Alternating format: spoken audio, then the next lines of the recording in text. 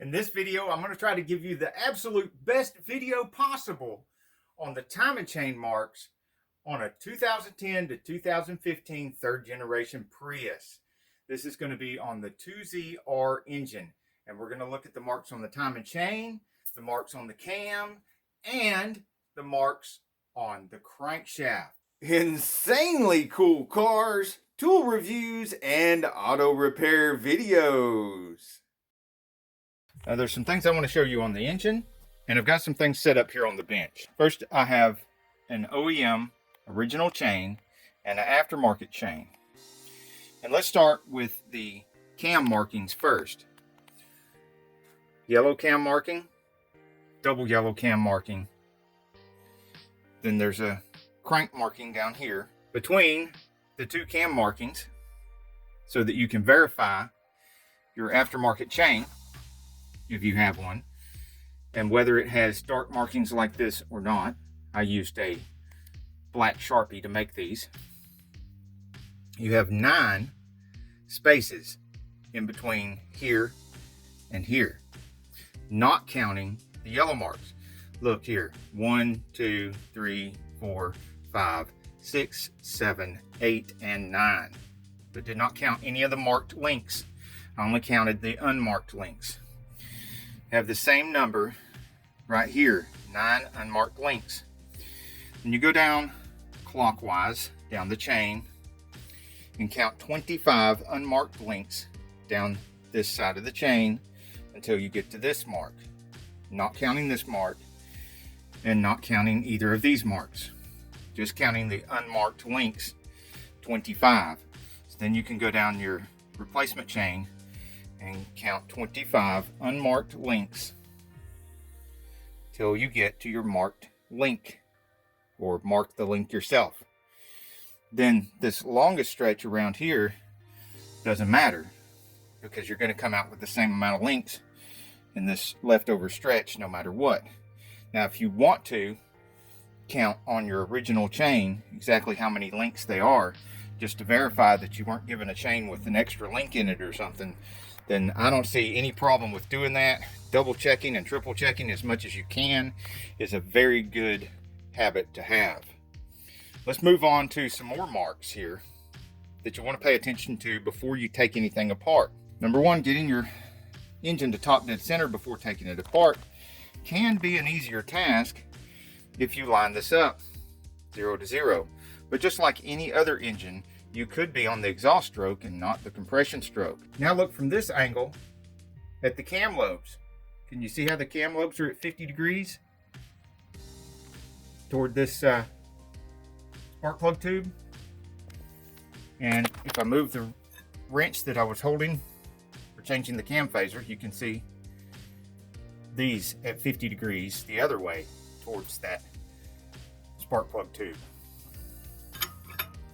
And if you're wondering what the wrench is for, these are only going to hold so much pressure. Taking this off and putting a piece of paper or shop towel or something in there, it's only going to hold that cam so much.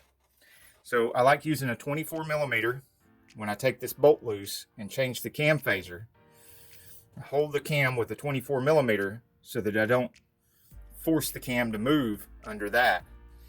And I can get this bolt loose, and I can tighten this bolt up and torque it by holding the cam still with this. The cam has flats, 24 millimeter. Now back to crankshaft marks. I want you to notice that there is a divot on this crank gear that lines up with this marked link, and that the keyway faces pretty much straight up. Now look at it in relation to the cover. Now we established before that you've got a 10 degree and a 0 degree top dead center here, and that if your cams are in the right place, you're going to have that at top dead center on the compression stroke. If you'll notice, there's another thing here that's good to know and good to notice, because this will not be on there when you're putting the chain on. Not only do you have this divot right here, but you know this keyway you'll be able to see this keyway and you can remember that the keyway when the harmonic balancer was on, you go take an imaginary straight line, go through the middle of the bolt hole in the crankshaft where the keyway is. It draws an imaginary line straight up to where that bolt hole is on the cover, which is roughly over here somewhere near that exhaust cam. So let's take a good look at that and commit that to memory. See how that looks? So when you're at the car and you're looking at the crank, you see how that keyway is pointing up? And now the whole engine kind of slants toward the firewall. So whereas that cover is nice and straight on the bench, it'll be slanted towards the firewall like this. Look at the meeting place at the bottom of the case here. And over here. And draw an imaginary line from one side to the other. And you'll get an idea of how horizontal it would be if you were working on the engine on an engine stand. With the engine on an engine stand, that keyway would be nearly straight up. See, in the car, it's kind of like that. And if it were on an engine stand, I'll turn the camera, it would be more like that.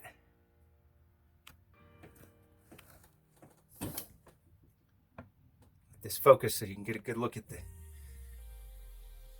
crank gear.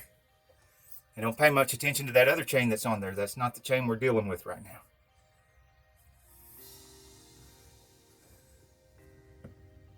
We don't have the timing chain on here right now.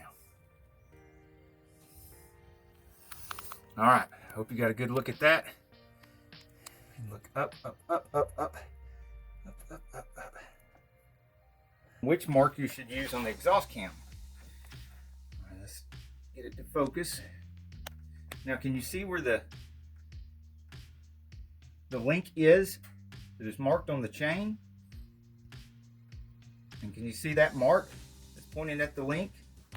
And it is different from that one that looks kind of like an I-beam. And right beside the I-beam, there is a divot similar to the one on the crankshaft. Those are not the marks you're looking for. Those are just droids to annoy you. Over here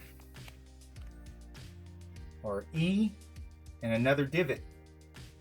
Once again, things to ignore. That is the mark you're looking for.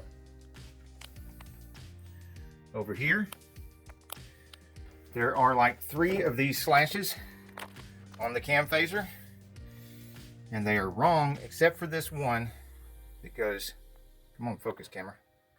I don't think it'll focus that close. There's only one that goes that close to the chain. See that extra slash all the way in there? There we go. There's a good look at the mark you're looking for that faces the 2 or the double link mark. There's 2 links marked here. And then, like we established on the table, you're going to go 25 unmarked links. 25 unmarked links down the right side till you get to the marked link on the chain, and put that marked link, oh gosh, that marked link right there where the divot is on the crank gear.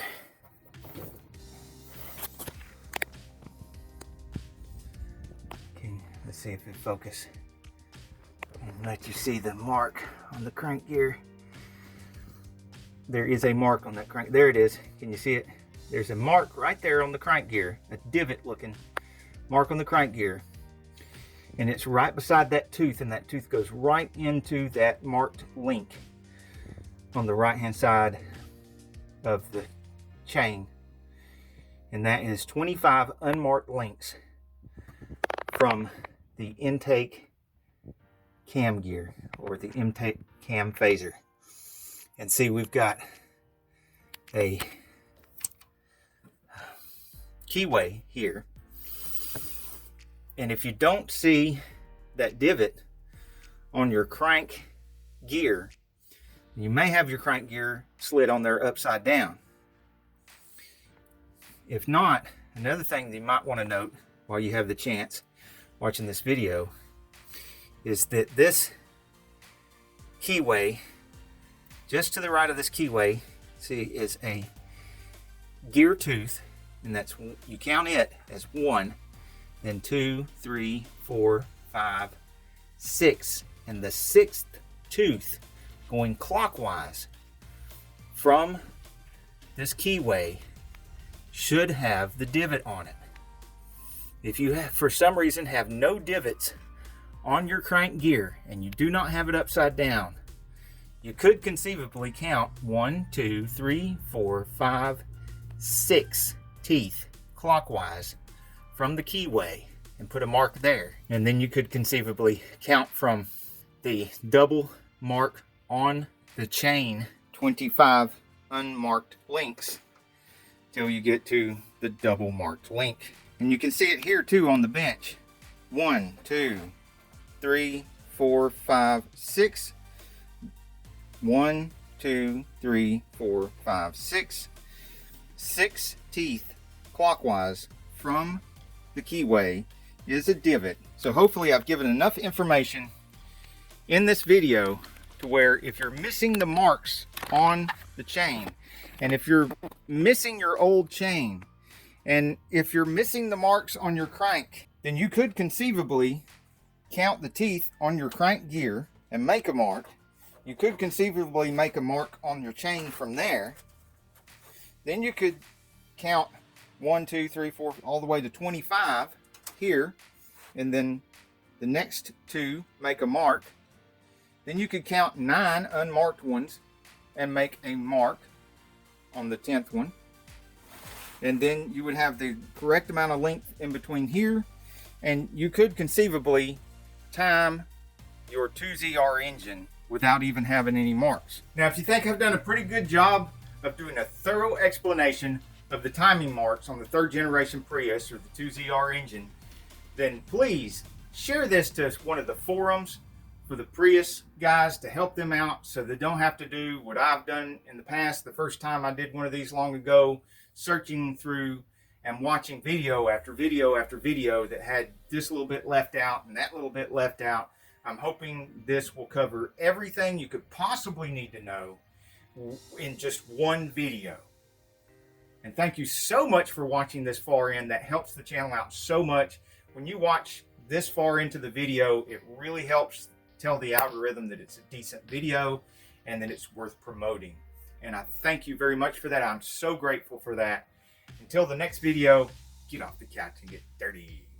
And if you're doing the timing chain, there are 2 O-rings opposite of here in the engine block, and a 3rd O-ring right here. Could be a disaster if those fall out, you don't notice it, and you don't replace them. When you put the oil filter housing back on, there's going to be O-rings here and here. And when you go to put your valve cover on, there'll be an O-ring here.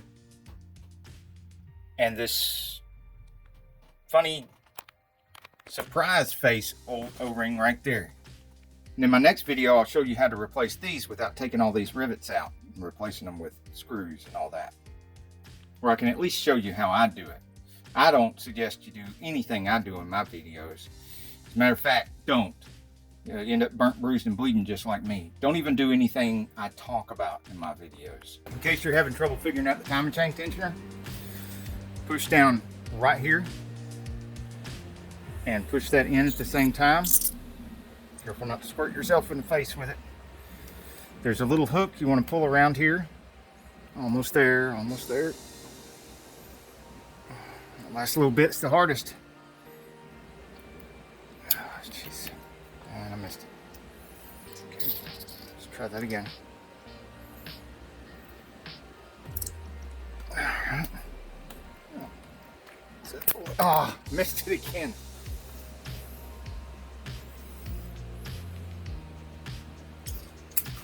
Oh. It gets really slippery too.